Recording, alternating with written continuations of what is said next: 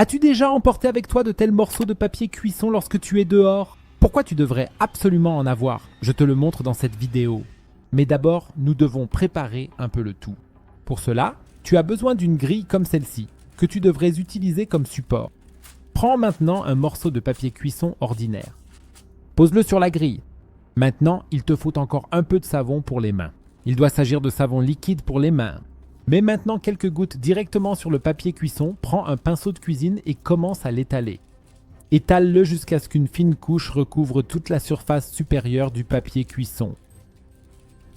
Maintenant, tu devrais retourner le tout une fois. C'est justement pour cela que tu as besoin de la grille comme support, afin que le papier cuisson ne colle pas simplement à la table. Mets également quelques gouttes de savon pour les mains sur la deuxième face et étale-les uniformément ici aussi. Une fois que tu as fait cela, tu devrais le laisser sécher un peu. Cela va prendre quelques heures, mais après tu remarqueras que le savon liquide a bien séché ici.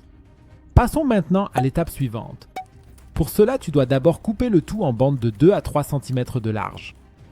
Une fois que tu as fait cela, empile-les toutes les unes sur les autres et découpe-les à nouveau en morceaux d'environ 5 cm. Tu as maintenant plein de petits morceaux de papier cuisson qui sont enduits de savon des deux côtés. Cependant, ils sont secs. Cela signifie que tu peux maintenant les toucher normalement. Le mieux, c'est de prendre un petit sac refermable et d'y mettre les morceaux. En fait, ils se conservent vraiment très longtemps et tu as maintenant une bonne quantité de ces morceaux. Tu peux les mettre dans ta poche de pantalon ou par exemple aussi dans un sac à main ou une poche de veste. Tu peux aussi simplement en laisser quelques-uns dans ta voiture.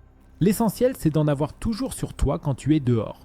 Car lorsque tu en as besoin, tu peux en sortir un, le mettre dans ta main, prendre une petite quantité d'eau, la verser dessus, puis commencer à frotter ce morceau de papier cuisson entre tes mains, car ainsi le savon va se dissoudre à nouveau.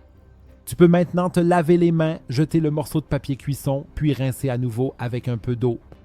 L'avantage, c'est que tu as toujours un peu de savon à disposition à l'extérieur, ce qui peut aussi être très utile, par exemple si tu dois t'arrêter sur une aire de repos et qu'il n'y a pas de savon disponible.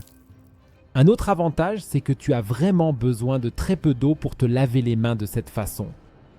Il existe encore 7 autres astuces incroyables avec du papier cuisson que tout le monde devrait connaître.